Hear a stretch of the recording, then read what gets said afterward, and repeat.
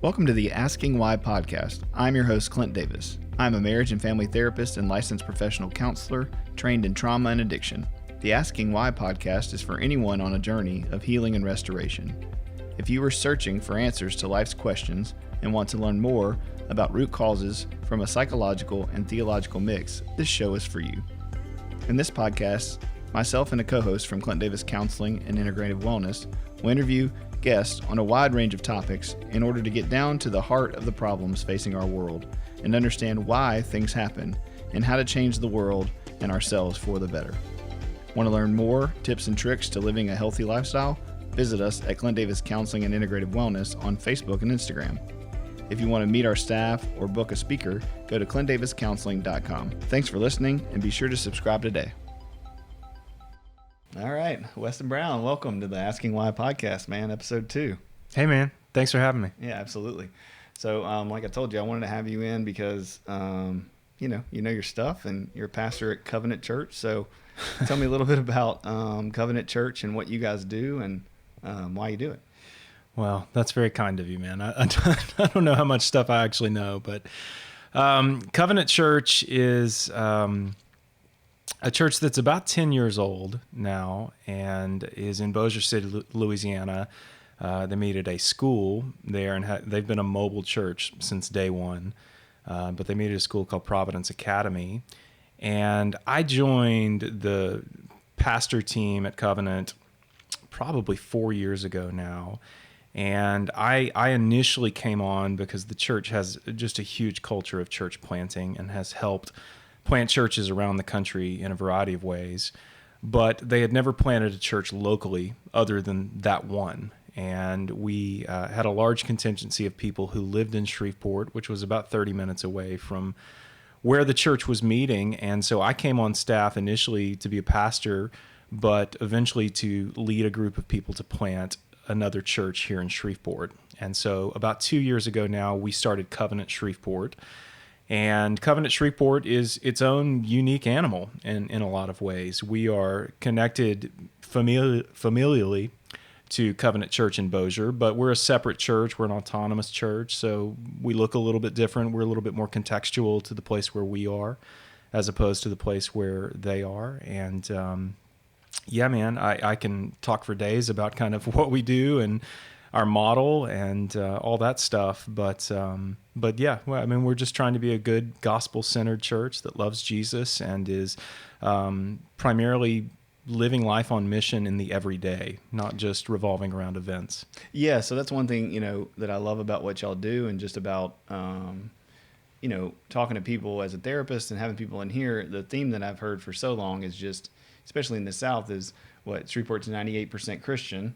Right, yes. But if you look at our landscape, like, it doesn't typically look like a bunch of disciples walking around, serving the poor and helping those and widows. And me and you worked at the Hub together. And so, I knew your heart, and I was like, man, I want to have a conversation on the podcast about the reality of kind of American Christianity. And I knew that Covenant Church is a little different than the typical thing that people maybe have experienced, where people have experienced more religion. So they go to church on Sunday and Wednesday and the doors are open, but they don't have kind of a daily mission. So tell me about your experience with church growing up and kind of what led you to wanting to do Covenant Church and why that was specifically different. So I grew up in the church and became a believer when I was 12, 13 years old, was baptized. And very early on in my teenage years, I felt a very clear sense of calling to vocational ministry. I grew up in the Southern Baptist Church, and so my only understanding of vocational ministry was that I was either going to be a pastor in a local church or I was going to be a foreign missionary. Right. Like that was all I knew of vocational ministry. And by the time I was 15 or 16, I felt pretty clear that the Lord had called me to be a pastor. And long story short, I wound up being ordained when I was 19. I started leading a church that same year and have been doing that in some form or fashion ever since. And so now 17, 18 years, something like that. And for much of that time, I was a pastor in some very large mega churches, primarily in the Dallas area, and really thought that was what success and local church ministry was, that Right. success is all about size and money and influence and reach and all of those kinds of things. And so I had just kind of gone headlong into a career in ministry, but not necessarily a life of ministry. And at the time, I don't know that I really understood that there was a difference between those things. We moved here to Shreveport about 10 years ago now, and once again, I was on staff at a large church. And just a couple of years after moving to Shreveport, the Lord did some incredible things in my life, my wife's life, to just wake us up to the great commandment of loving God and also loving our neighbors as ourselves, and that those aren't necessarily two separate things. That one of the ways that we best worship God is by loving our neighbors. Mm-hmm. And so we became incredibly convicted of the fact that we were terrible neighbors. In the most basic sense, like we did not even know the people that lived around us. We avoided them. And yet every day I would get in my car and drive 15 minutes across town, and I was a pastor in a church, and yet I had no vision to see the people around me as people that I was sent to as sort of a missionary, or to see them as people who were in need of the gospel. For some reason, I had this bifurcation in my mind where those things happened in the church building across town. And the Lord, in His mercy and grace, I think just opened my eyes to the fact that there was something bigger and different from what I had been pursuing and what I had experienced in ministry. And so, like many people, there are a lot of things, and this is particularly true with church planners. You don't get into church planning without some kind of a vision to do things differently. I mean, most church planners have some level of sort of holy discontentment with Right. what they've experienced in the past. And the challenge with that, while that can be good and a great catalyst, the challenge with that is your tendency is to want to build something that's all about what we're not, rather than what we are and what we're becoming and what we're for. And so for me, I certainly had some things that I had seen in, especially kind of the mega church world, that I thought, oh, we could do this differently, or we could do this better. Things surrounding leadership and money, and whether or not discipleship was actually happening. And so I had some ideas there, and eventually felt the Lord calling us to plant a church. Covenant Church already existed, and they were already doing some of the things that I had thought about and had felt maybe led towards. One of those things was Covenant did not have a senior pastor. So I had always existed in a church where there was a very clear hierarchical, kind of top-down mode of leadership. Mm-hmm. And as I had served with a number of senior pastors over the years and had gotten to know them well, what I had come to learn was that many of these guys were just kind of secretly miserable, because they were carrying this tremendous weight of having to be all things to all people, and that it was a huge burden, but a burden that they felt like they couldn't really share with anybody. Mm-hmm. So many of these guys were very isolated, didn't have a lot of friends, definitely didn't feel like they could be real with people in their church community, had to act like they had it all together all the time. And man, I the more time I spent with those kinds of guys, the more I felt like, I don't want to be that, and I don't want to do that. And surely there's some other kind of way. Surely this isn't what like Jesus envisioned for His church. And so the more I dug into Scripture, the more I came to feel like a more biblical model is a model in which there's a plurality of leadership, right? Where it isn't kind of this American CEO business model, but instead is a model where a variety of voices and giftings are coming together and are speaking into their areas maybe of gifting or giving leadership to certain things, but ultimately all kind of come to the table as peers and equals. Absolutely. And I know you well, so I know that you would not say, oh, you can't do that, and that it's a terrible model and that people are doing something wrong. It's just not where you felt God was calling you to be. Yeah, well, here's the deal. God's always working in spite of us. Right. And sometimes you can buy into what I call the illusion of purity when it comes to the church. Sometimes you can think that some particular model is going to finally give you the perfect church experience that you've always been after. So some people think they're going to find that in the house church movement. Some people think they're going to find that by trying to be as close to the church in Acts 2 that they can possibly get to. Some people think they're going to find that with more money and size or whatever. And the reality is we're never going to find that perfect church experience where there's not the potential to be hurt or scarred in some way, because we're all sinners. Like we all fall short of the glory of God. And so the beauty of that is in spite of that, God is working, right? So no matter how flawed your model may be, and no matter the ways in which you could make it better or different, God is the one who's working in the midst of all of that, and He's the one who's changing hearts and calling people to repentance and saving people. And so that's very comforting to me. This was not a pursuit of, I think we know how to do it right. Or I think we've got the magic formula here. It was more of a pursuit of just, I think it was a pursuit in my own life of finding a real family of faith, and kind of moving out of the church primarily being an organization to the church really being more of a family on mission for the glory of God and the gospel of Jesus. So that's what I longed for more than anything, and just never really felt like I had in these huge, very highly structured organizational churches. Yeah.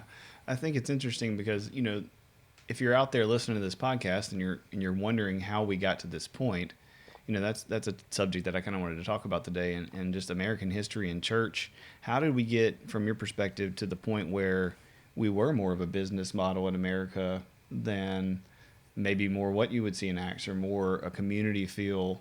I mean, I know that over the course of, the last 50 years, we used to have front porches that people sat on. Like, it's been a total shift, not just in the church, but in American culture. And as me and Cassie talked about last week, culture is made up of people mm-hmm. doing things differently, casting votes towards different things. And so now we have backyards, hidden backyards where privacy fences are king, and you don't want to have anything to do with anybody. So can you speak a little bit to how did we get to the point in America where it is a business, and it is butts in the seat, and it is that way? Yeah. Well, first of all, a book I would recommend if you're interested in American Christian history is a book called The Democratization of American Christianity.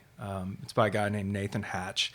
And it's kind of it's a little bit heady. It's a kind of an academic kind of book, but man, it is so good. And one of the things that it does is it really gives you a deep understanding of not only how we kind of arrived in the state that we're in currently, but specifically, how did we get to this place where we have seemingly hundreds of Christian denominations in America? That was my right? next, yeah. Like, and so it does an incredible job of laying that out, The Democratization of American Christianity. Fantastic book. I would highly recommend people read it. So my understanding is that in the 20th century, following World War II, you had a big boom in the church. And so as people were coming back from the war, starting families, starting new careers, that the church in America just was growing and growing and growing and growing. And yet in many of the mainline churches, like the Episcopal Church in America and others, there was a move more towards theological liberalism. So things that had never been present in the history of the church suddenly became a part of the weekly church experience. Things like even seemingly benign things like female priests, which then became female bishops in certain denominations, and then homosexual priests or homosexual bishops. And while that may seem commonplace to some people today, I think just historically you have to realize that for the hundreds of years of Christian history leading up to the 20th century, those things had never existed. Mm-hmm. And I think some of that stuff was well-intentioned in the sense that they were seeing some decline in the church. Some people were leaving, and they thought, if we can just make the church more relevant to modern culture or more in line with modern culture, then people are going to come back and they're going to be, a part of things again. And the reality is it had the opposite effect in many of these mainline churches, because as the church became increasingly theologically liberal, and things that had never been the case were suddenly the case, or things that had always been norms were thrown out the window, a lot of people were led to the point where they thought, well, then why should I buy into any of this? Yeah, what's the point of any of it at all if there's no consistency? Exactly. Yeah. So if these just kind of set in stone tenets can be thrown out the window overnight, then why can't all of this be thrown out the window overnight?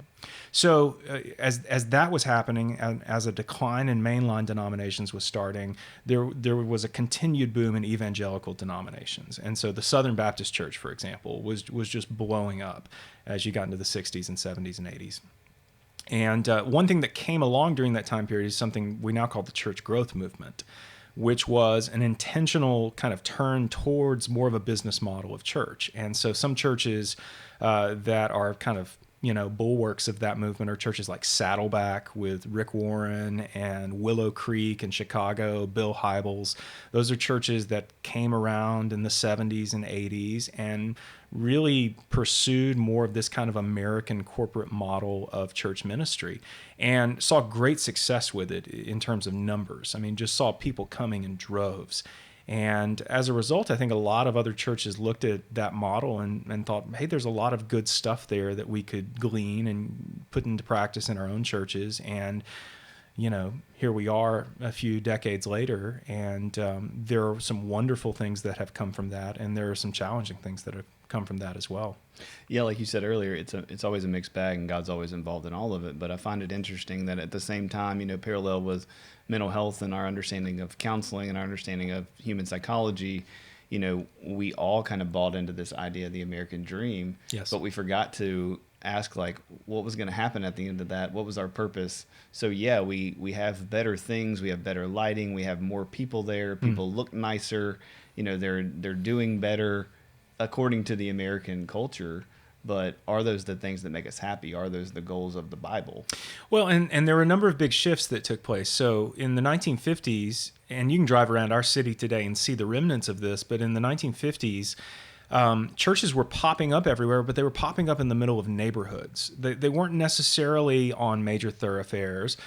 Churches, I think historically in cities like ours, had been more in the downtown area, but those churches even started moving into neighborhoods in that time period. But by the time we get to the 70s and 80s, churches start moving out of neighborhoods and more onto major thoroughfares. And they start thinking of themselves not in kind of a traditional parish church mode where, hey, we exist kind of for this little place or this little neighborhood, but they started to think of themselves in a more regional sense. Like, we're a church for the whole city.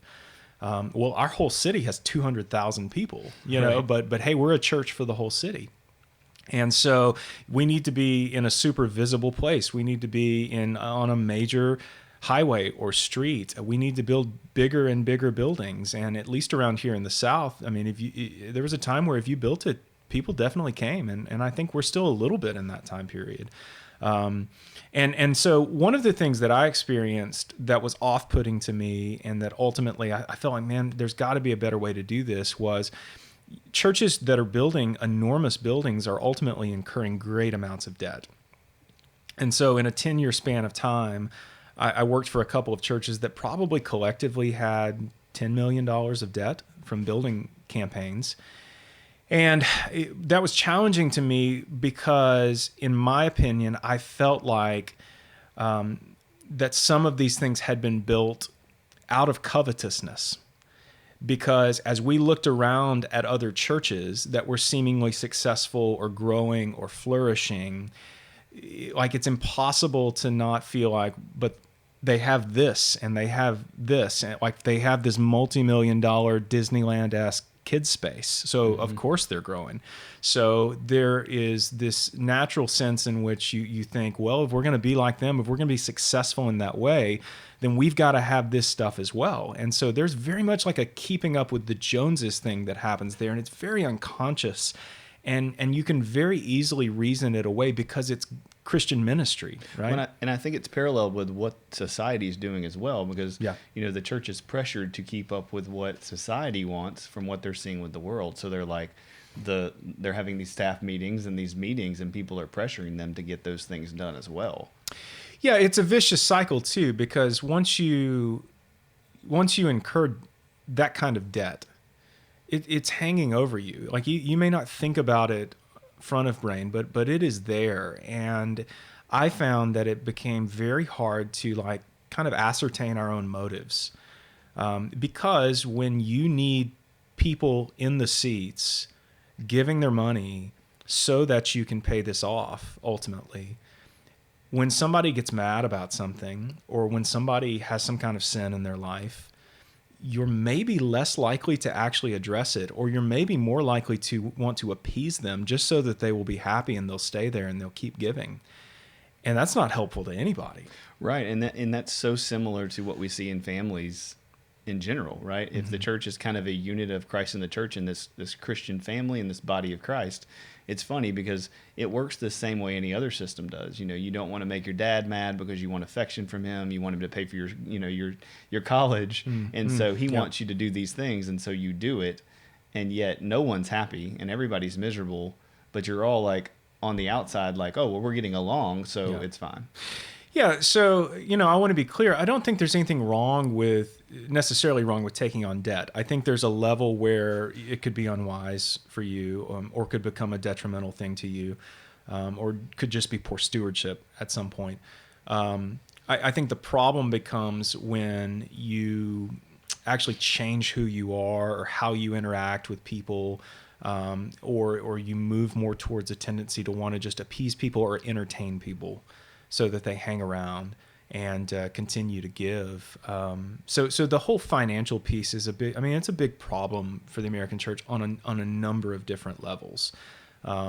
Churches that are large often don't have a lot of bandwidth to be generous because they are paying off a facility and they are devoting a lot of their money to personnel, because they feel like, hey, we've got to have a big staff team and a lot of ministries going on to kind of justify having the space that we have. And so in the years that I've been working with nonprofits, I've just learned that the churches that you might think could be very generous or help fund something that you're doing or a new ministry sometimes don't have the bandwidth to do that because they're already overextended. So that's a big challenge. And then for new churches that are getting started, for church plants, people just don't give like they used to. And so if you're thinking, hey, we're going to plant a church and it's going to be funded by the members of our church and everything's going to be fine, you may be in for a rude awakening. New churches are really having to do a lot of work to develop multiple streams of income just to make things work. Right. So then you have this other vicious cycle of a lack of discipleship, right? A lack of relational daily, weekly discipleship that's teaching people what this even means. Right. So the church has missed it. So how are they teaching the individuals in their church how to do it well with their finances? I read some stats the other day, and it was saying 1% of people who make $75,000 or more tithe. So most of the tithing is coming from people who make less than $75,000 a year, and then out of the people who do tithe, 80% of those have zero debt. Yeah. So the people who are tithing, 80% of them have no credit card or no credit debt. Yeah. And so you see this huge hole where, it's also taxes, right? There's a bunch of reasons why people aren't tithing, but the excuses of, this is because I pay these taxes or whatever. Like typically, that's not really the truth. It's the same thing with not coming to therapy. People are like, I can't budget it, and it's like, well, I have a $90,000 vehicle and I have all these other things going on, but so it's priority. Yeah, and some of that may relate to the way that people think about their money as well, and especially things that they think of as like charitable donations, whether it's to their church or something else. I think people want to feel like they're making an investment or that there is some kind of return on their giving, and sometimes in the local church that's hard for them to see. And so, also, there's a case to be made that earlier generations just had more of a sense of obligation to give to their local church. So I don't know. We don't really teach the tithe as kind of our model. The tithe is certainly a biblical concept. I don't really see it as a New Testament concept for the New Testament church. Rather, I think the standard that Jesus sets is even above and beyond the tithe. So rather than just kind of having this mindset of, well, I've got to give 10% of my income to the church, and then I've got 90% of my income to do whatever the world I want with. Rather, I think Jesus pushes us towards this model of whole life generosity, that it's not just your money, it's also your stuff, and it's also your home and your car and whatever resources that you have, that we should be open-handed with all of those things so that we can love our neighbors well. Yeah, I had a friend of mine, he was telling me how he has this Lexus that he had just gotten, and nice leather seats and heated seats, and he was at this red light, and there was a lady, didn't have an umbrella, she was standing at the bus soaking wet, and he just thought like, wow, man, I would love to help her, but I don't want her to get in this new car. Yeah. And it's that, I mean, all of us have had those moments in our life where we're like, well, I don't, I got this new thing, so I don't want to use it in that way, or somebody could damage it, or somebody could do something with it. And I think that speaks to the heart issue that is kind of modeled throughout the church sometimes in America. Yeah. Yeah, without a doubt. I mean, I think it's just an ongoing challenge, but what we're trying to call people to, and I think we're seeing some strides in this, is to just look at everything that they have as something that has come from the Lord. So if you have this mindset that here, the things in my home or the thing I drive around in, that's ultimately something that I've earned, or even something that I've acquired for myself, then I think you're missing it. I think everything that we have ultimately comes from God. Depending on what type of church tradition you grew up in, it's possible that you grew up singing the doxology, which is a praise God from whom all blessings flow. Right. And in our church, that's something we sing every week. And not just because it's something traditional to do, but it calls our mind back to the fact that God is the source of everything. And not just my stuff, but like literally the fact that I'm breathing in and out right now is because of God. And I can easily, go through my life living primarily on social media or in the news or wherever I'm living mentally, and completely lose sight of the fact that everything is God's grace and everything is a gift from Him. And if you can really start to like turn your thinking towards that, or what the Apostle Paul calls setting your mind on the Spirit, like if your mind can start to really be focused on that in your everyday, I think you will naturally become more open-handed with what you have, and you will naturally begin to stop seeing it as mine and see it as something that has been entrusted to you for you to steward for God's glory. Absolutely. That's great. That again, this is what the podcast is about, but it's like, it makes me ask why. And so my brain goes to, what is it that people are so, when we talk about consumerism in America, it's just our need for stuff, our need to validate.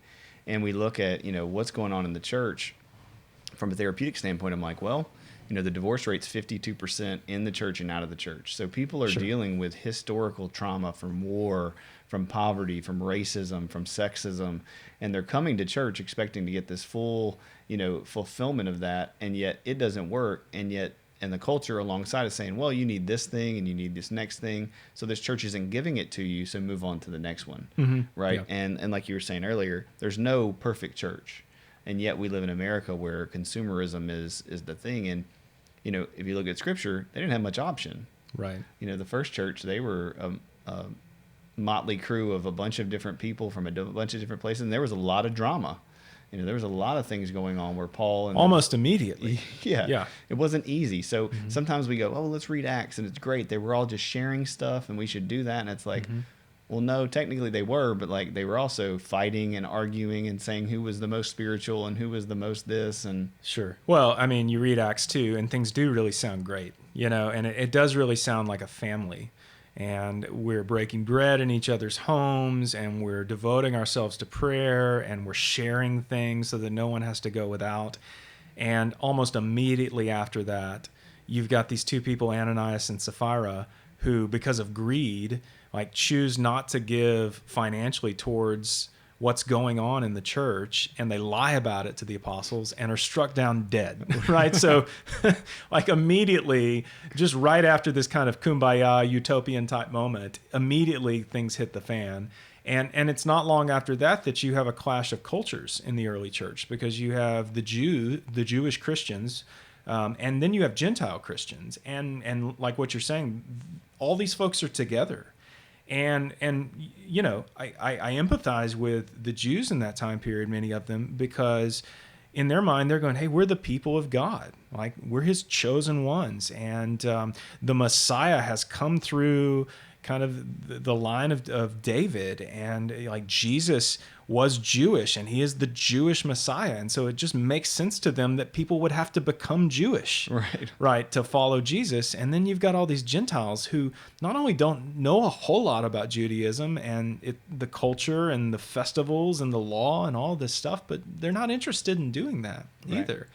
And that's a lot of the drama in the New Testament church, is between these clashing cultures. And in today's world, fast forward to America, it's like, man, we are as separated and segregated and homogenized as we could possibly be in most places. And it's like, the moment somebody says something that I disagree with, or the moment that I feel like this is kind of like that thing over there that I experienced, then we're out of there. And I think the bigger issue is that many people have never really experienced like a Christ-centered family, like a Christ-centered community where I am really living life with these other people. They know me and I know them, and we are sharing life together on some level. Instead, the church is an event that I go to, or it's a club that I belong to, or it's kind of a concert that I watch sometimes. And so, yeah, man, I think the family of faith is really at the heart of what the church is supposed to be. And if you've never experienced that, then you don't really know that that's available. Right? Exactly. And I had a client this morning. We were talking about the same thing. I constantly look at the church as just another family unit, and we were talking about this scenario, and I gave her like the healthy version, and she just didn't even think that was an option, right? Because just like most of us, we didn't experience a family that was supposed to be how it was supposed to be. It was broken, or there was damage, or there was trauma. Our experience with church, there was some religious trauma or some abuse that went on. I mean, we're broken, and so I see people not recover from that. Right. They move on and say, well, I'm done with it because of this one experience out of this one church, or this one parent I had, or this one teacher that I had, and they don't move forward in their life in ways that God can really work, because they never heal and repair from that damage, because they don't know there's a different option. Yeah, it's kind of a hurt people absolutely type thing in some senses. And I regularly talk to people who are interested in visiting our church or who have come to our church, and a lot of people come with their list, right? Absolutely. That is based on their past experience, their past trauma, and sometimes they're not even fully aware of what they're wanting or looking for. And so it can be really challenging with people. And what I try to do is I try to get people to change their thinking and to like set their expectations at a level that are reasonable. Because sometimes I think people are looking for something that truly does not exist. Absolutely. So when we say the church is a family, I mean that in the good, the bad, and the ugly, in the sense that it's very likely that you will get hurt in the church. Or just like your family. Yes, just like in your family. And it's very likely that there are going to be people that you don't want to spend time with, or people who are bullies, or people who annoy you, or people who say things that hurt your feelings, just like in your family. The difference is that, let's say you have an uncle that you don't really care for in your biological family. You don't enjoy spending time with him. But if his house burns down, you're still going to like help, right? Because he's your uncle, right? And he's your family member. We don't treat the church that way most of the time. We're here to get something out of it just for us. And I don't feel a sense of obligation to these people. And so if I don't really like it, or if it's not really meeting my needs, or if somebody says something that offends me, or I didn't like that sermon, then, well, I'm going to go try to find a place that meets more of those needs or ticks more of those boxes. I don't feel a sense of familial obligation to it in the way that I do to my biological family. And so we're trying to cultivate a culture where I do feel that sense of obligation. And I am kind of expecting that things are going to be hard sometimes, and there are going to be challenging relationships sometimes, and that God's using all of this to sanctify us. Like, God is using all of this to help us grow up into Jesus. Absolutely. That's good. Yeah. I mean, so much of it, like you're saying, is about recovering from the things of our past, whether that's a family relationship or a church relationship. And, managing disappointment, I think it's a big deal. One of the things that I tell people to do when you're disappointed in your family, when you're disappointed in a relationship, or you went to a church and you had this like expectation, it wasn't what it is one, kind of name what are my emotions? What am I actually feeling? And what I see in my office is nobody knows what they feel. Yeah. They're either mad or they're sad. And there's a list of emotions that are long that say, oh, I'm feeling unknown, or I'm feeling unloved, or I'm feeling broken, or I'm feeling taken advantage of. And until you can say, well, what am I feeling? Then you have no control over what your behavior is going to be. The second is it personal? Right? Are things as personal as I'm making them? Did that person say that? Did that sermon go that way? Did that, am I not allowed to do this part of that ministry because they don't like me, or there's something else going on with them and with the system? Thirdly, lower, like you said, manage your expectations. Like, what are my expectations for church? Yeah. Am I showing up to consume? Am I showing up going, what can I offer with my job, with my career, with my focus, with my gifting? Or do I believe I have nothing to offer? Right. And I think so many people show up to church hurt, broken, desiring the gospel, desiring to be fulfilled by God or by somebody. And so they think so little of themselves that they can't offer anything. Right. We talked about suicide last week with somebody in my office, and we were talking about, it's the 10th leading cause of death in the United States, meaning that more people are killing themselves than homicides by twice as many, and from 45 to 57, 4 times as much. And so self-hate is really like, yeah, it's huge. The issue within all of us is we show up and we just don't like ourselves very much. So how could God? And immediately our emotions get wrapped up, our perspective of taking it personally gets wrapped up, and then our expectations of others to fulfill all that, gets wrapped up, and we're down a rabbit trail. And so lastly, you have to kind of zoom out and look at the big picture and realize, like, man, maybe this isn't about me or only about me. But even the church has taught us to kind of make it about us, right? The story of David and Goliath, the story has turned into, if you can have enough faith, you can overcome all your giants. And that's true, right? If you lean into Christ and spend time with him, there are things you can overcome. But the story is not about you, right? The story is about God and how good he is and how consistent he is, and that he wanted the Philistines to see his might and his power and his love. And yet we teach our kids these stories, and we become the center of the stories. And so, of course, we show up to church expecting to be the center of attention again. Right. Well, and things are kind of structured in that way. So if I go to a concert, I'm in the audience, right? I'm the one that this is for in many ways. And I go to the church, and the church is kind of set up in the same way, right? Because there's a band on stage, and there are people who are talking to me, and I'm out in this crowd of people, so I think of myself as the audience. But the reality is, we're here to worship God. Like, God is the audience. And most of us don't come into church with that kind of mindset. I'm here hoping I'm going to get something out of this experience, or I'm hoping I'm going to grow in some way because of this. And I think you will. But it's not by pursuing your own self-interest first. It's by actually dying to self and saying, I'm going to come together with this body and worship the creator of all things because he is good and he's given his only son for me. And so, again, if you can just kind of shift your thinking in that direction, even when you come into a room where there's a band on stage looking at you, seemingly singing to you, we're actually here not to sing to each other, but to sing to God and to extol the name of God and to praise and give him glory. And so, yeah, just the structure of things sometimes kind of monkeys with our thinking. No, that's a great point. I mean, I think it's the same way in what we do, is that people come in with no skill, with no knowledge how the structure is supposed to be, and so we call it like reparenting yourself. Like, you didn't know that you weren't supposed to be responsible for your parents' feelings. Yes. People show up to church not even knowing that they're supposed to be worshiping God and not getting something so they feel better. And so they have to be in a community like Covenant Church or some of the other churches in Shreveport where they're getting reparented. Like, they're deconstructing what they understand about this whole Christian thing in the first place. Right. Because in so many things, we had Christmas this year with my oldest is 6, and we kind of mentioned Santa over the last few years, but we haven't done the big Santa thing. Like, we haven't really pushed it. We didn't really say anything about it, but we didn't deny it. We wanted him to have a little bit of fun. Yeah. But it was so important to me to go, okay, if we lie to him and say, yes, there absolutely is a Santa, then how are we going to transition that to God and Jesus? And, people can have whatever opinion they want and they can do it for fun, but I think it's very important that we're clear with, hey, this is for fun and this is for pretend and this is separate. But yet Jesus becomes like Santa. Yes. Especially in the South.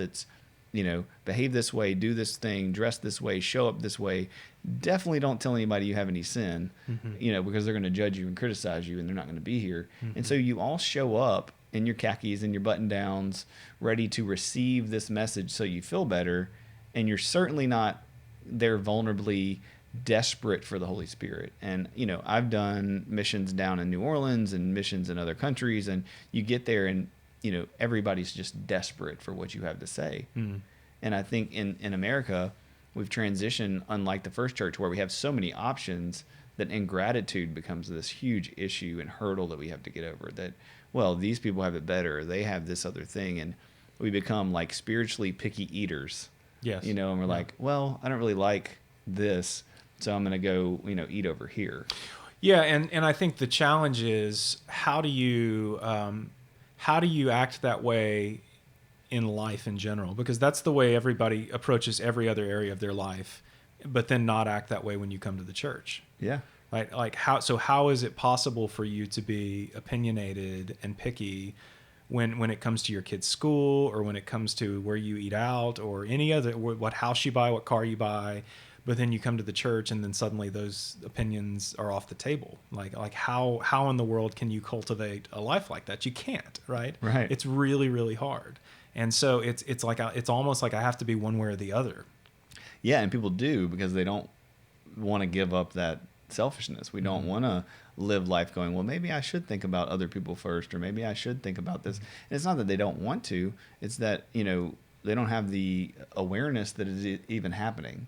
Yes. Right? I mean, I've been there. I mean, there, I know both of us, without Christ and without the Holy Spirit, still fall into that trap of being selfish. Everybody does. This isn't you've all got it wrong, you need to get your stuff together.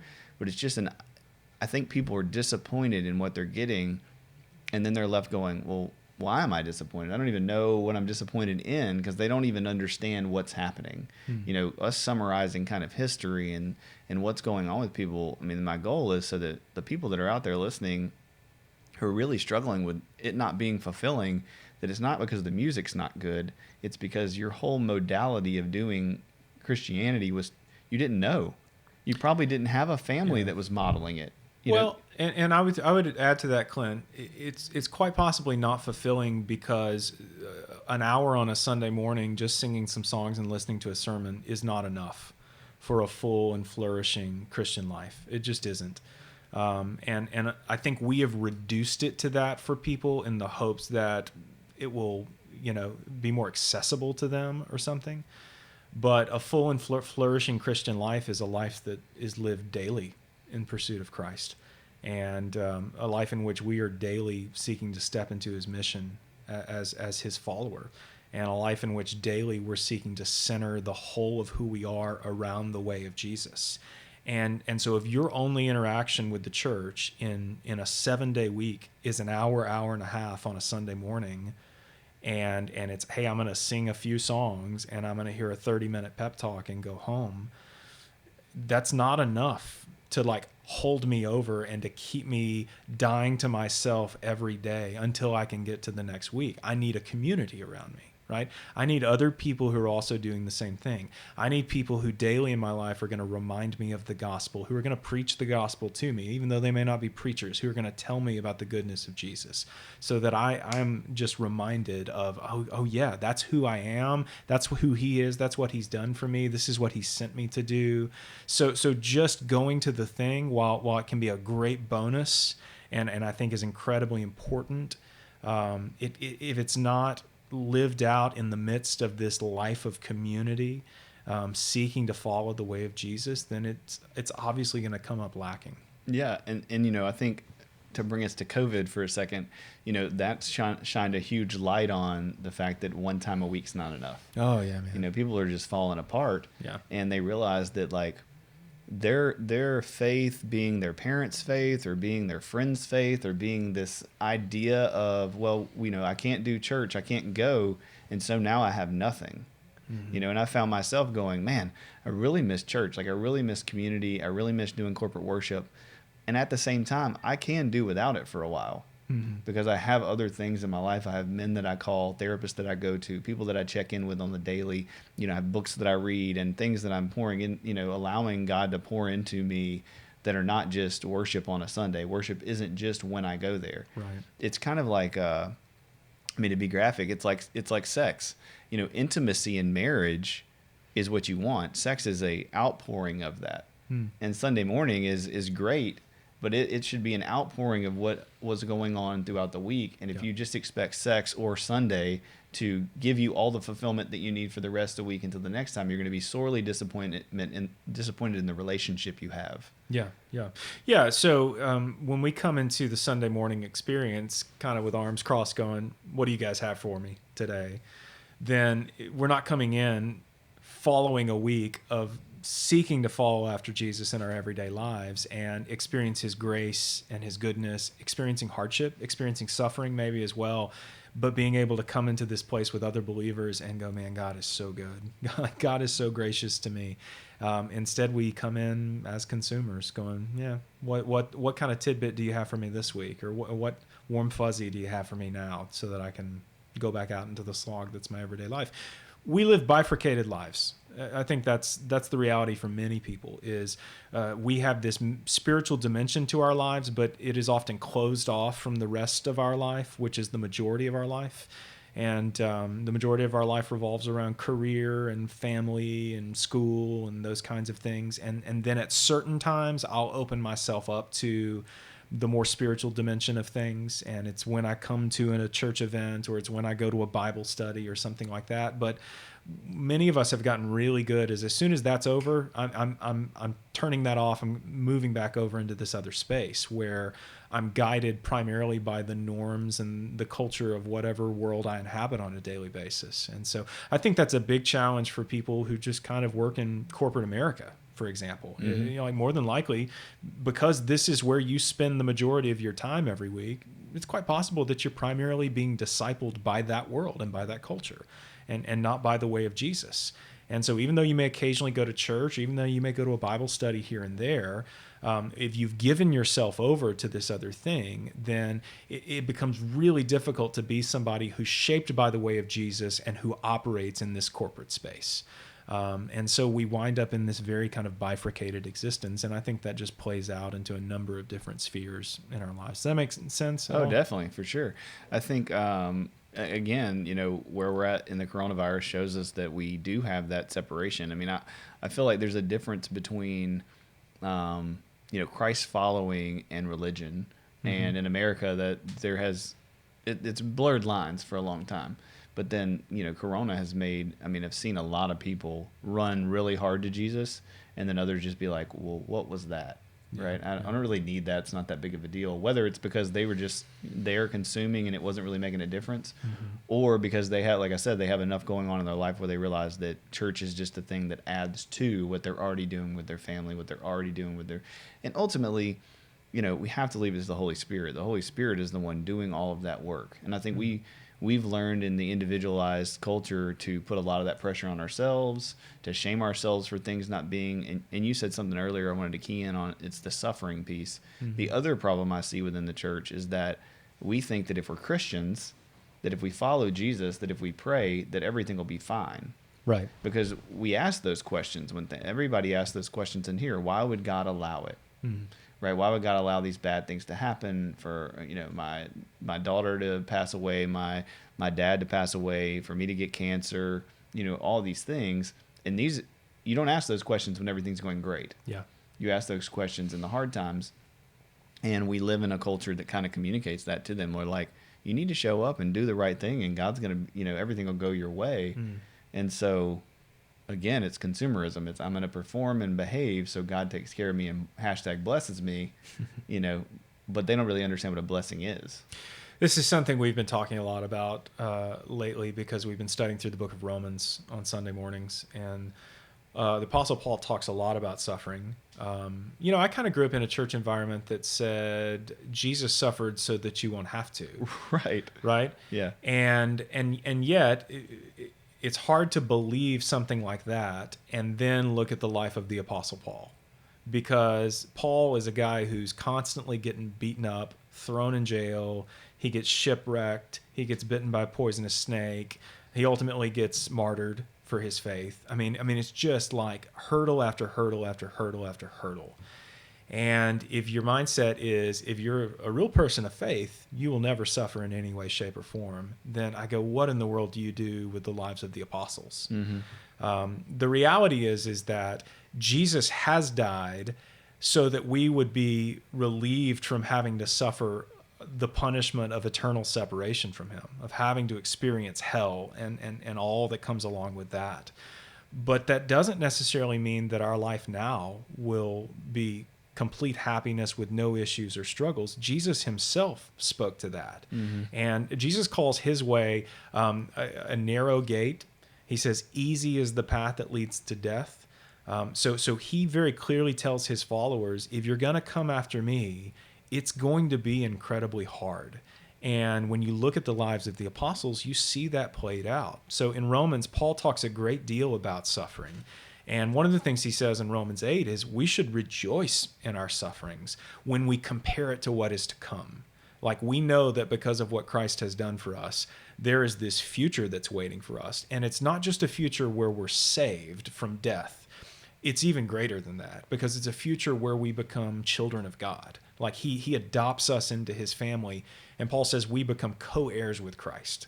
So if your understanding of salvation is, praise the Lord, because of Jesus, I don't have to die and go to hell, well, you're right on about that, but there's even more to it. Right. Like, the story gets even better. And it's that, no, you now truly become his child in the way that Jesus is his child. You become a co-heir with him. And Paul goes, man, if we grasp that, if we see what that future really is, if we recognize we're going to sit at the king's table with him, man, who cares what we have to go through right now? Like, who cares what we have to experience right now?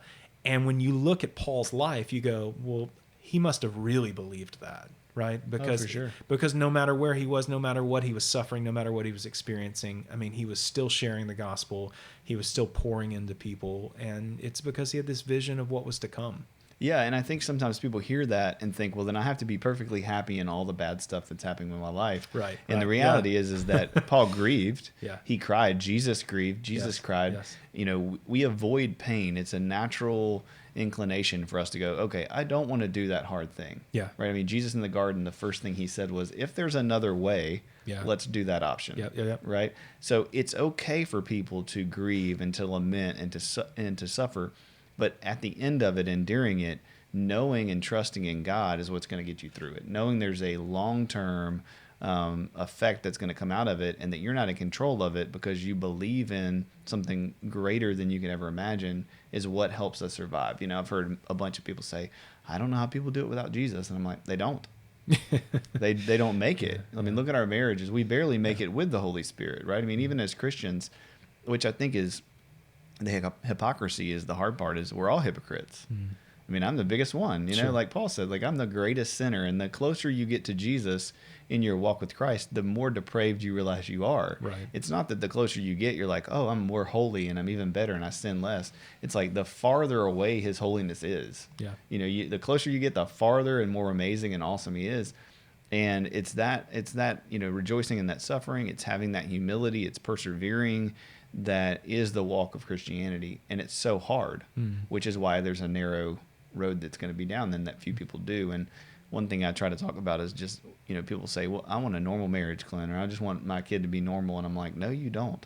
Yeah. If you're in the church and you're a Christian, you do not want to be normal. Yeah. Because norm is unhealthy. It is. And, you know, I think one thing that is helpful to people is to help them understand that the way of Jesus is a countercultural way. That for many of us, the Christian culture in America that we've grown up with is a subculture of the mainstream culture. Right. So it's swimming down the same stream. It is. It just has a Christian label on it.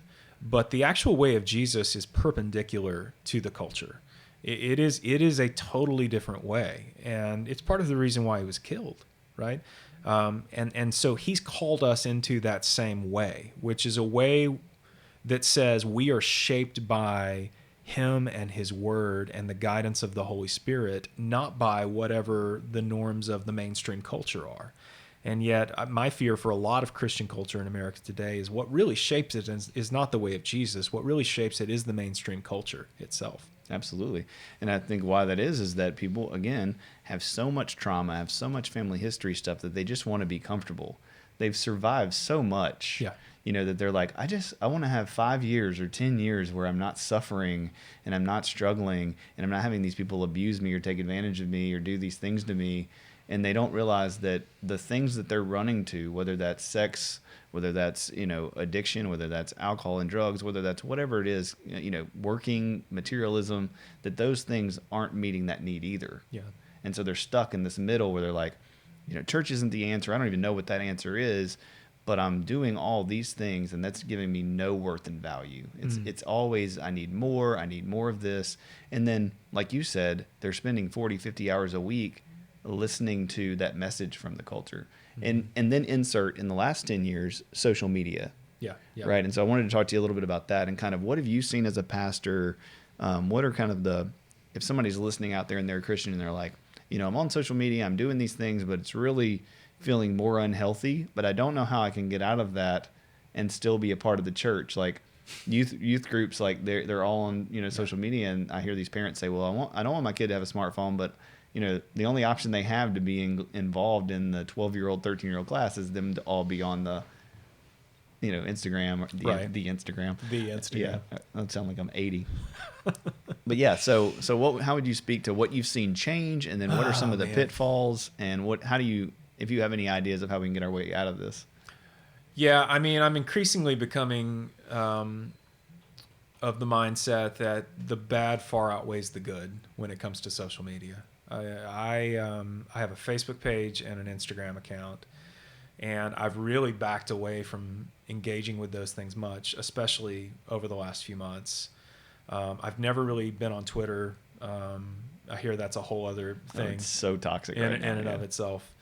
But I'll tell you, one of the reasons why I've held on to having an Instagram account and a Facebook page is because of ministry. Like because we have like church stuff and we post things and I've just thought, well, I can't shut this stuff down because I need access to do this or this. And the other day I suddenly had the thought, like, why is our church even on these things? Right. Like what? Because it's not like we have a strategy of evangelism when it comes to Facebook and Instagram. It's not like we're intentionally trying to reach the lost through these platforms. And there may be some churches out there that have that kind of a strategy and are approaching it in that way. I mean, right now we just kind of post stuff that's a little bit more for our church body. We'll throw sermons out there and we'll post, here's what's kind of coming up on the calendar type stuff. And we can do that in a variety of ways. Like, we don't have to do that on social media. I've actually realized a lot of our church members are not on social media because it is so toxic. They've gotten off. They don't want their kids to be on it. And so I was just having a conversation this morning about what does it look like for us to actually just completely pull out of this? Like, what will we do instead, right? And the answer is, well, we have a website. We have a great website, and you can sign up for our mailing list, and we'll hit you with emails. So you like, I can text you everything that you need to know about what's going on. So the thing that concerns me is that we would be intentionally pointing people to social media in order to hear from us when we could do that in a much easier way, in a much more immediate way. And what else are you running across while you're looking for whatever you're looking for from us? That's a great point, man. I mean, I'm glad to hear you say that. And it's funny you're talking about it because that's where I've kind of gone too. I took a break end of last year and took kind of a silent retreat, and I read John Mark Comer's. It's a book about hurry, basically, and busyness. Oh, the relentless elimination, ruthless elimination. Yeah, ruthless hurry? elimination of hurry. And if you're out there listening and you feel like life is going way too fast, even in COVID, please stop and read it because it's amazing. But it was just talking about how much time people spend on social media every day, every week, every month, compared to like books you could read and things you could have a master's in whatever you want in 2 years in the amount of time that people spend on social media. Yes. And that's a fact. That's not emotionally driven.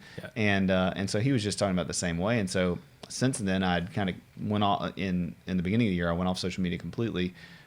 for my personal page. And of course, we have Clint Davis Counseling, and I'm the same way. I'm like, okay, one, we post a lot of really good things out there, good education, good. So I'm going to stick to that. You know, I'm going to be in the world and not of the world. I'm not going to post any of that. But I posted something, I don't remember, I had not posted anything from my personal page in forever. And I posted something the other day, and my wife, as she does, is like, well, why'd you do that?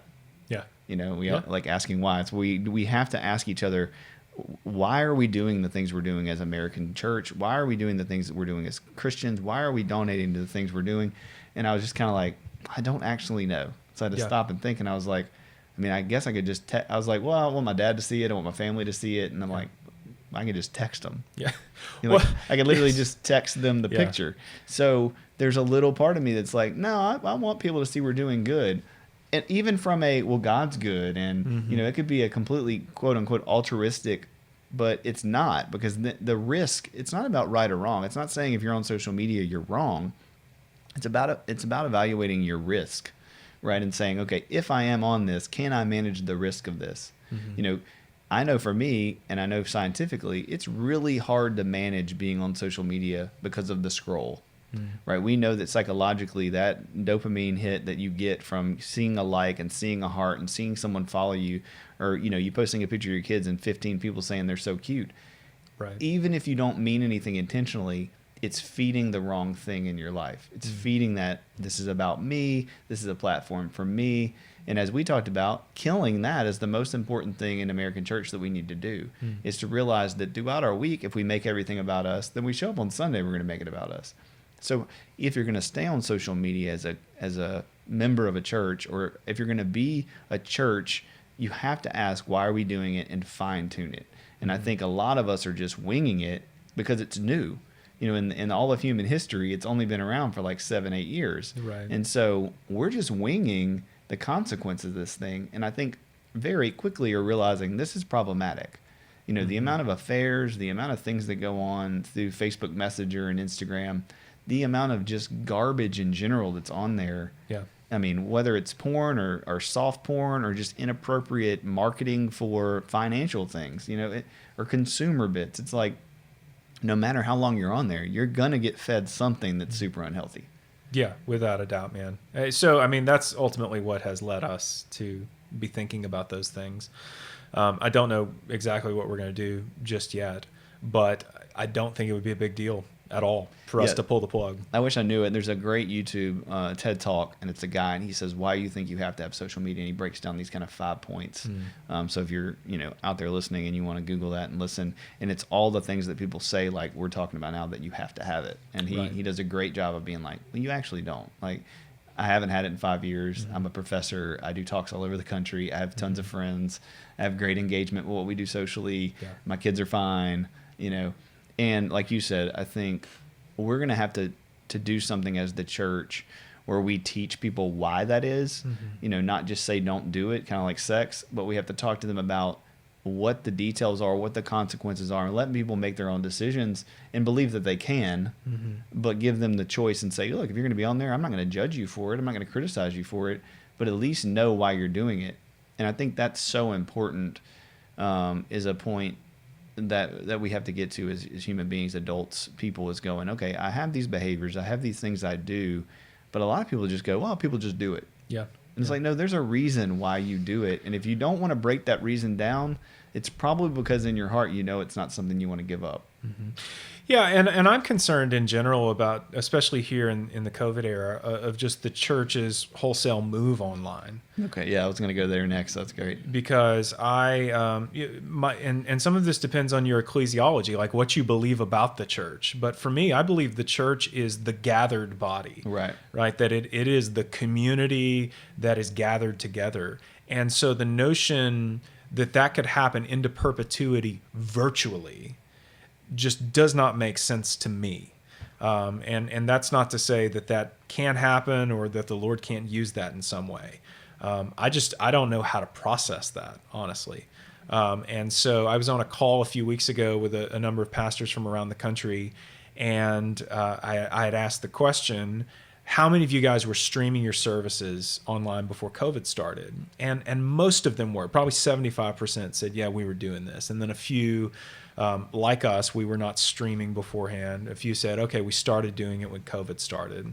And I said, well, how many of you guys have a strategic plan to stop doing it once we're kind of out of this season?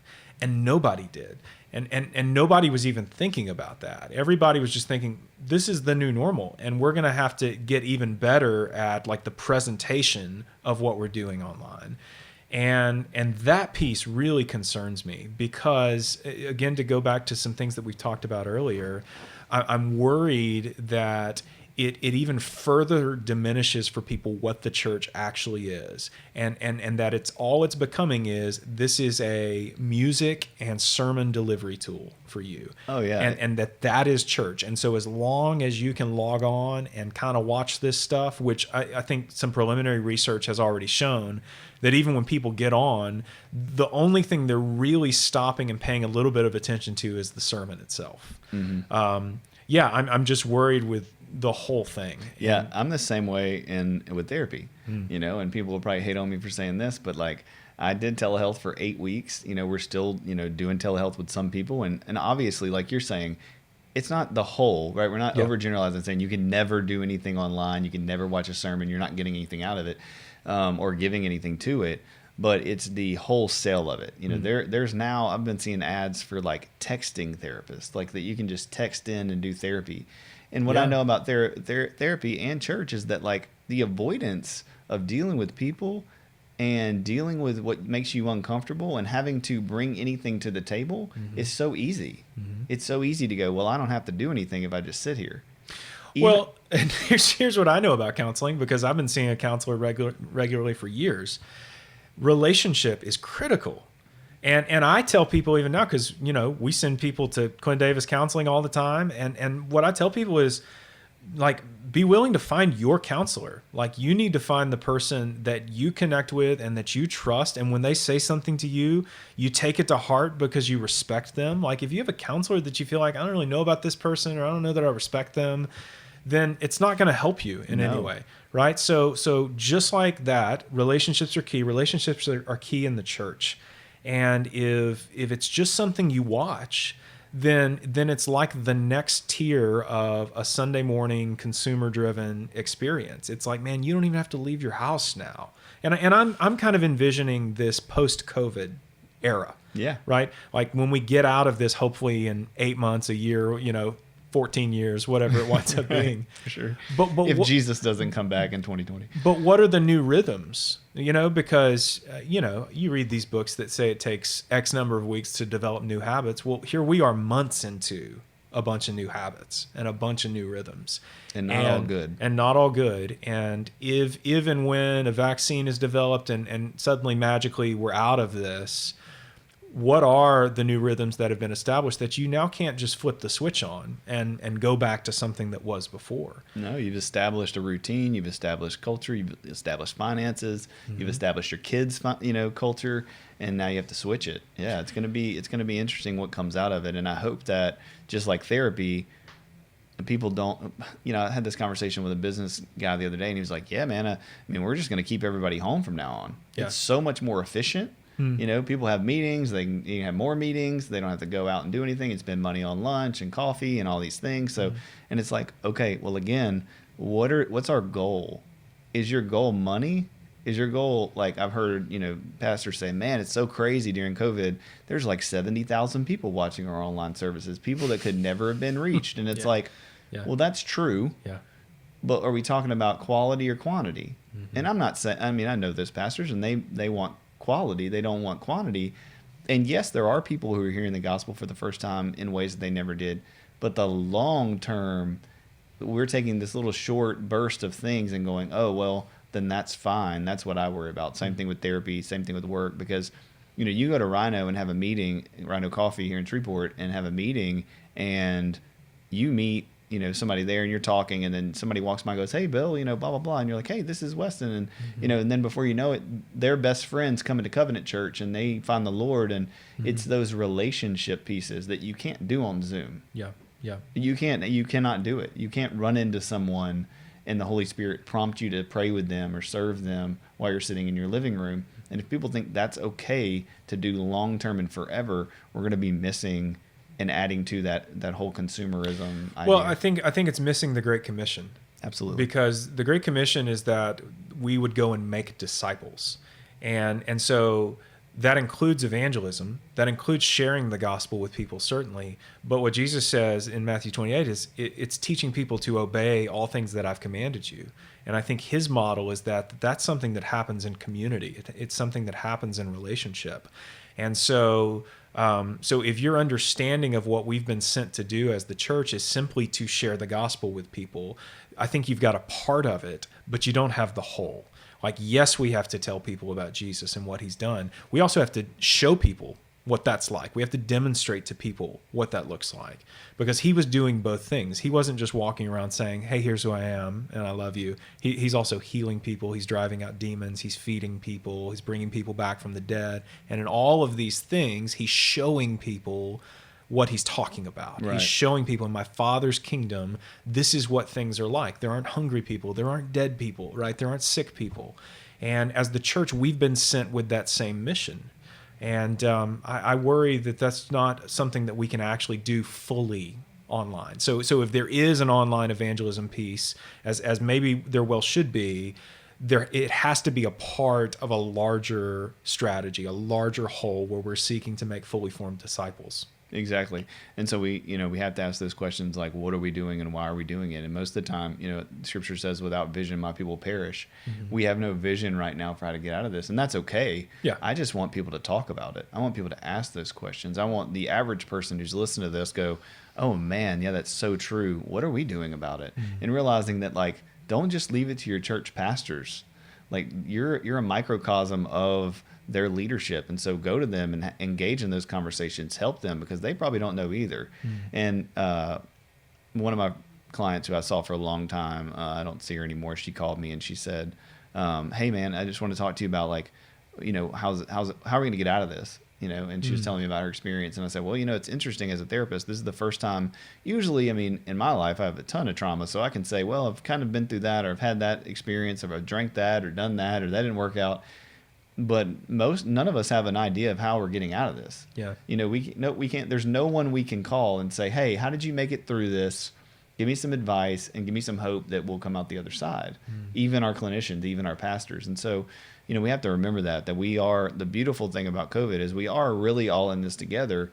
And it is such an opportunity for us to come closer, to focus on the things that we have that are the same, and to plan together on, hey, right now we don't have any excuse. Like, COVID actually is to blame for a lot of problems. And so while we have this thing to blame that's not a person, let's fine-tune some things in our church, fine-tune some things for long-term changes, so that when we come back, we're better and stronger and more united.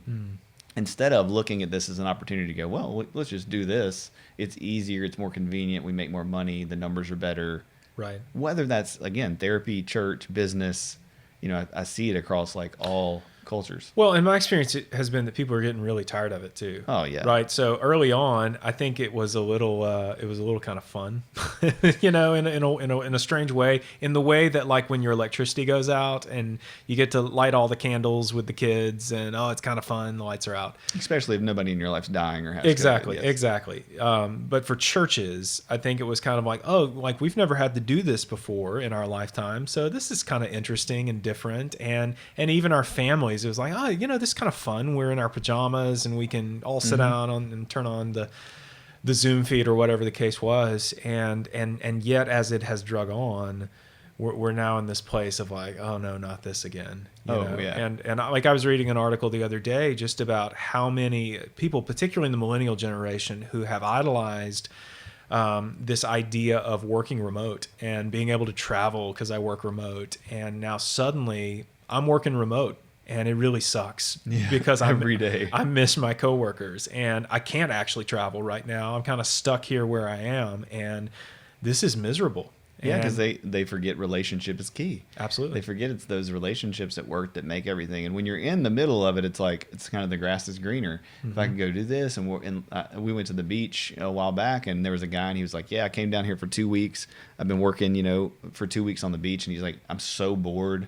I want my family to be here with me. I called him and told him, please come. Yeah. But like right now, in my brain, I'm like, 2 weeks on the beach, my kids, like I can sleep, like I can relax. But it's always been that way for me. I think that sometimes when I get burned out with stuff, I'm like, man, I love a weekend away just to myself. I get 2 hours into it at a hotel, and I'm like, this is terrible. Yeah. I've gone to a speaking engagement or something. I'm like, oh yeah, it's gonna be a great weekend. I'm gonna get to just downtime, read a little bit, and Friday night comes, and I'm like there for 2 hours, and I'm like, this stinks. Yeah. Like I want my wife to be there. I want to see my kids. Like, and I think that is just the reality that we're in with COVID. Same way, it's like that sounds fun.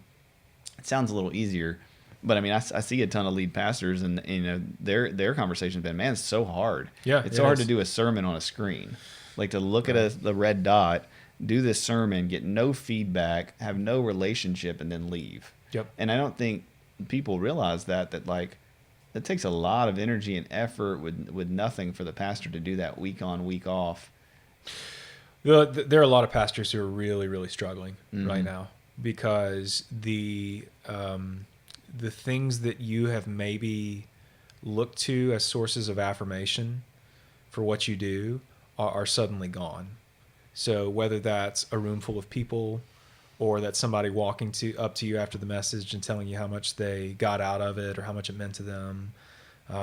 Suddenly when those things are gone, it becomes a real challenge. And I've talked to a lot of guys who have seen their numbers cut in half in terms of attendance, even though they're back meeting in person.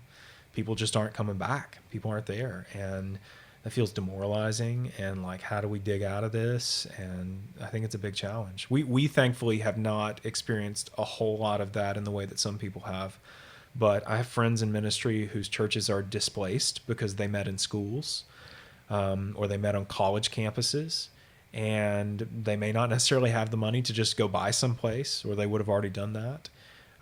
So there are a lot of challenges that are facing churches right now, and I am a little bit concerned if this goes on for another 8 months to a year. Just what are some of the long-term repercussions of that? I think around here in North Louisiana, in the Bible Belt, you have a lot of cultural Christians, which means you have a lot of people who go to church semi-periodically.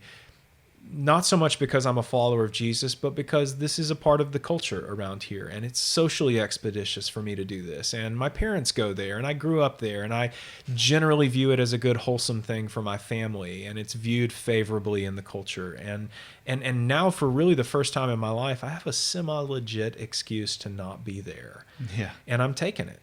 And I think that it's quite possible that we may see a lot more kind of Easter and Christmas Christians here in the South once this is all over. People who maybe used to be there semi-regularly, but who are just kind of gone. And I think what could possibly happen is that they continue maybe to give to the church on some level because it assuages some of their feelings of guilt for not being there. Yeah, and if you're out there listening to this and that's you, and you feel like, yeah, I don't really care, they're kind of right, and or I'm feeling that way, just remember that the things that you don't like about religion and don't like about church and that are difficult, they're the things all of us don't like because they're not actually usually biblical. They're people doing those things. They're systems. They're the American culture that we're talking about today. And I hope that we've kind of unpacked a little bit about why that is, what that looks like, so that if you're feeling, some kind of tension on going back to church, being involved in church, if you're a college student, you're a young adult, and you're like, why do I even care about this? Why? Because that's the other thing, right? Millennials are, I think, 44% of them, are Christian. Right. And that used to be 77% in college. And the drop in attendance before COVID was like 20% in the last decade. So we're already seeing this decline, and then COVID hits. And so we've got to figure out how to look at the church not from a consumer standpoint of what can I get out of it, but what can I bring to it. It's like marriage.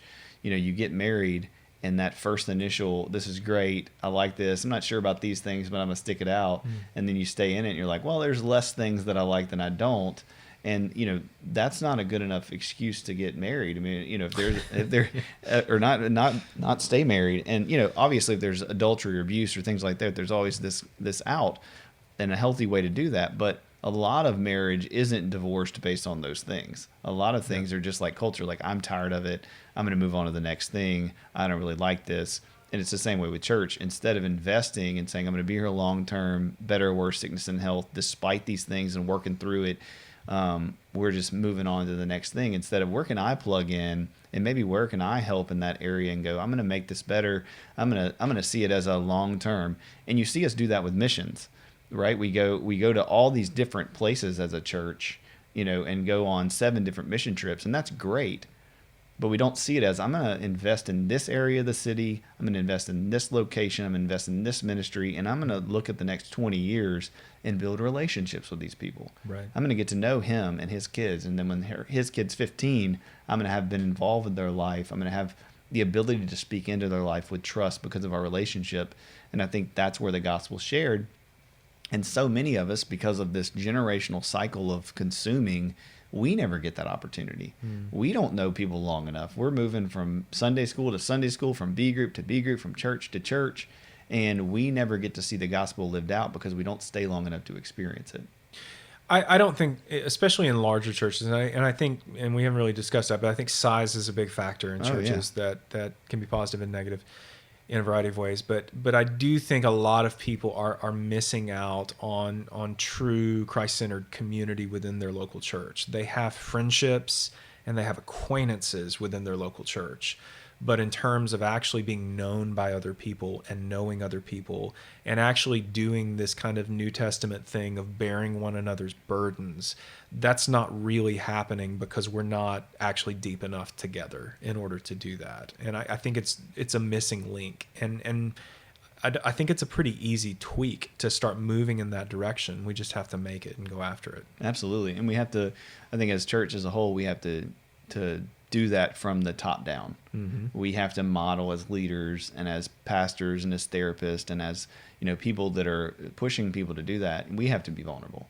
We have to go to therapy. We have to work on our stuff. We have to talk from the pulpit about real things and real issues, whether it's addiction or anger or greed or selfishness. And we have to use our own sin and our own brokenness because as Christ says, boast in your weaknesses.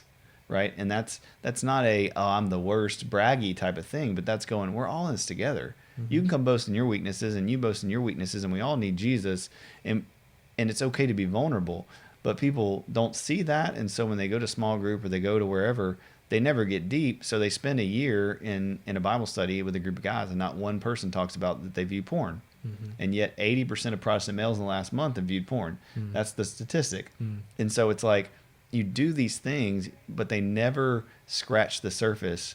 And then, of course, you're left going, well, this wasn't fulfilling. I don't need it. Mm. And so I just challenge people as leaders, as pastors, as followers of Christ to start in your life pushing to go deeper, to dig deeper, and not just settle for what we've, made culturally, acceptable.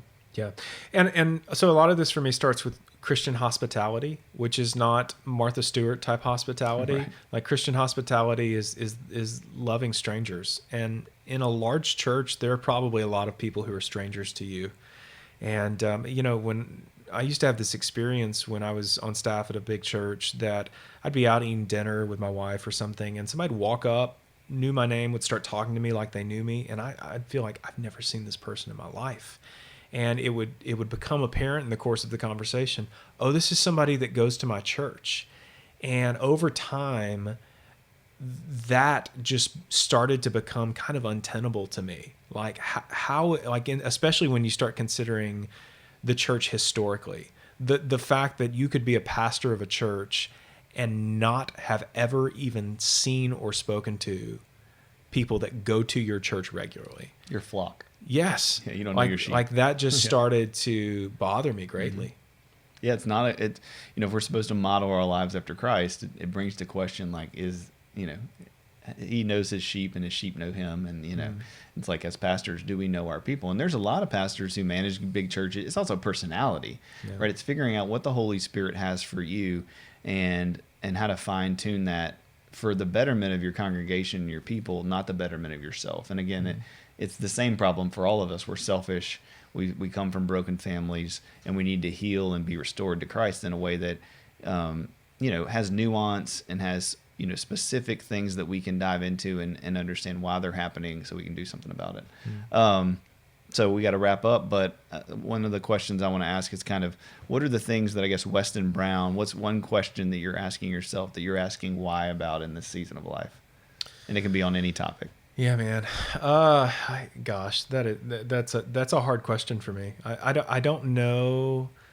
I don't know that I'm somebody who asks why in the way that maybe some people do. I think in my life I've tried to embrace mystery and the notion that if God is God, that there are a lot of things that I'm just not going to know the answer to. And that maybe the more comfortable I can get with that, maybe the greater peace and contentment I'm going to find in my life. And so in general, that's how I try to conduct myself, although not very well at sometimes. I think the thing I'm asking why about right now, it relates to COVID on some level. And maybe it's maybe not so much a why, but a what. Like what is God working out in us? What is God doing in us? What is He refining in us as a result of this season? Mm-hmm. What are the idols that He's exposing? What's the comfort that He's taking away? You and I have talked before about the fact that when it comes to like language surrounding discipleship in the Bible, so often it's negative language. It's pruning and refining and those sharpening. Yeah, those are things that don't sound like fun. Yeah. And so certainly right now for a lot of people, this is not fun. But I guess within myself, I'm saying, God, what are you doing here within me? Not just like culturally or in my church or other things, but man, what is it that I need to change, right? What is it that I need to do differently? What is it I need to see differently? So that's a big question mark for me right now. And I'll tell you, one thing that I think he's given me a little glimpse of in this is just my illusion of control in life is a big one that I think has been revealed. That just in general, I kind of go through life thinking I know what's going to happen, and that I make decisions that ultimately affect things in the future. And that if I make the right decisions right now, 5 years from now, here's where we're going to be. And that's especially true because we're a church plant. And so we're in this stage of kind of building things. And what does a year from now look like? What does 2 years from now look like? What are we moving towards? And so what COVID has done has to me exposed the fact that, we have no clue. And that shouldn't come as a surprise, yeah, right? Because Jesus says, don't worry about tomorrow. You don't know what is going to happen tomorrow. But this has been a very visceral reminder that I don't have a clue what's going to happen tomorrow. And so sometimes it seems a little silly to project out into the future and say, here's what we're going to do. Here's where we're headed. Because I think the scriptures would suggest that there's some foolishness in that. Absolutely. Which brings us back down to, it's so nice when you don't know what tomorrow is going to bring, but you can sit with the people that you love and the people that you're in community with and the people that you've been in community with and go, hey, at the end of the day, no matter what happens with our careers, our jobs, America, we have these people that we can do this together with, that we know we can trust, we can lean on each other, and you're going to lean on me and I'm going to lean on you, and we're going to get through this together. And if that ends in death, we know where we're going, we know our eternity, and we know what's promised. Yeah. That's good. Cool, man. I love you, buddy. It's good seeing you. Love you too, man. Thank you so much for having me. Yep. Episode 2, Covenant Church, Shreveport. What's the website? CovenantShreveport.org. Okay. Yeah, y'all check it out. And then visit us at ClintDavisCounseling.com. You can check out our website and our therapist. If you're looking to plug into a church, Covenant Church is a great one. And I would, look at some other churches in the area and try to find a place that you can plug into, that you could really invest in, and trying to, through this next season of COVID, try to find a way that you can reach out and do some service to churches and pastors and know that they're struggling as well, whether it's financially or whether it's bringing a meal or whether it's just saying, hey, can I pray for you in some specific way, or can I help you this week with something? And try not to think of it as how can I consume and how can I wait around until they're able to provide that thing that I need, but what's some ways that I can literally give to them out of love, out of prayer, out of works, out of money, whatever it is, So thank y'all for listening. Be sure to subscribe and go to our YouTube channel and subscribe to that. You can watch this or get it on iTunes, Spotify, Pandora, all kinds of places. So check us out. Thank you.